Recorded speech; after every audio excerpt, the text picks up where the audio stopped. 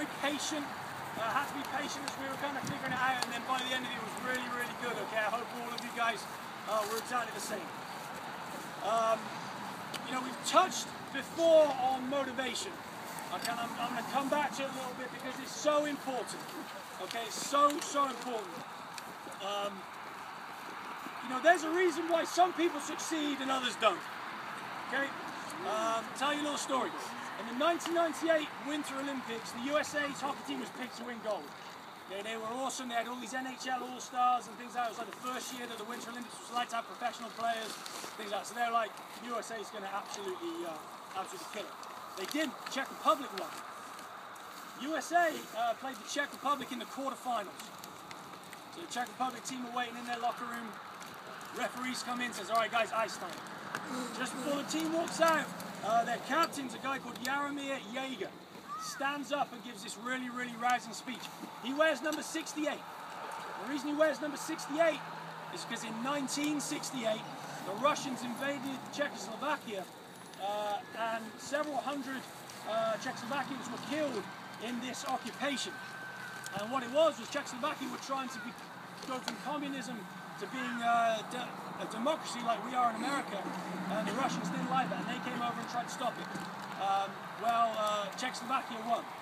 And Jaromir Jagr got up and he said, pounding himself on the chest, he said, I dedicate this game, I dedicate the rest of the Olympic Games to my grandfather, who died in the occupation, to all the people who struggled to overcome the Russians.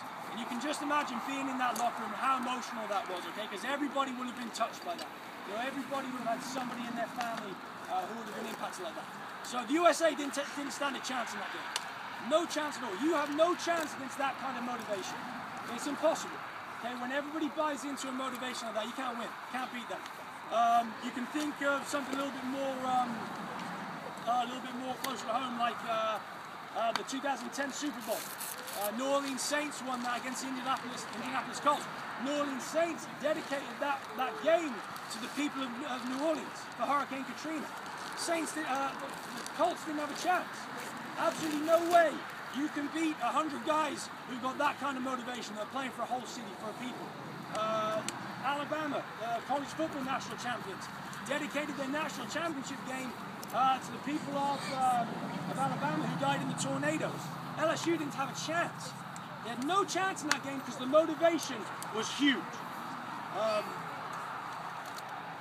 You know, a lot of people really aren't that crazy about life, okay? And you can substitute life for soccer, okay? A lot of people really aren't that crazy about soccer. They sit around and they wait for life, or they sit around and they wait for soccer to bring them meaning. That's messed up, okay? You've got to go and bring meaning to life. You've got to go and bring meaning to soccer. Then you got something you can hang on to. Okay? Then you got something that really means to you. I'll tell you a story. Several years ago, I got a phone call from my dad, and he's crying on the phone, and he said my grandmother had been diagnosed with leukemia, and it was quite an aggressive, rare form. She had about a week to live, doctors were saying. So I'm like, man, that's pretty tough. So I drove over to visit her, and I'm kind of thinking, okay, she's going to be just kind of on a deathbed, you know, kind of sad, feeling sorry for herself. Found her in the garden singing. She had a little like harmonica thing, playing a harmonica. I said, Grandma, I said, I thought you were dying. This isn't a dying attitude. She said, who told you that? I said, Dad told me. She said, oh, you tell him I'll go when I'm ready. I said, doctors aren't God, I'll go when I'm ready. I said, I've got something really important I've got to do. I've got to pray for my children. I said, you know, I'm going to pray for your dad first. He needs it the most. And she lived for years because she had something to live for. She had something that she believed in. For her, I've got to pray for my children. So I pray for my family. And that was what was important for her. You know, I'm convinced that people don't achieve their goals because they really don't matter enough to them. Okay, that's why a lot of people don't do that. It could be their finances. Okay, people make a mess of their finances. It doesn't mean enough to them to stay on top of it. People drink their life away because life doesn't mean enough to them. You know, some people got great golf games because their family really doesn't, spending time with their family really doesn't matter to them. Okay, so the question really is why. You know, why do you need to achieve your goals? You know, what is it for you that is something that you can hang on to? You know, we've talked before. I've told this story before about the guy that wanted to lose weight. He's a pretty heavy guy. He dieted a few times. You know, he'd taken this, you take this pill, you'll lose weight. He kind of tried to work out, and he'd lost 10 pounds here, maybe 5 pounds here, put it all straight back on. Then his little girl got sick. Her kidney started to fail. And so they looked high and, nationwide looking for a donor. Lo and behold, he's the donor. He's the guy that has the perfect kidney match. The doctor said, I'm not going to give your little girl your kidneys. You'll die during the operation. You're too heavy.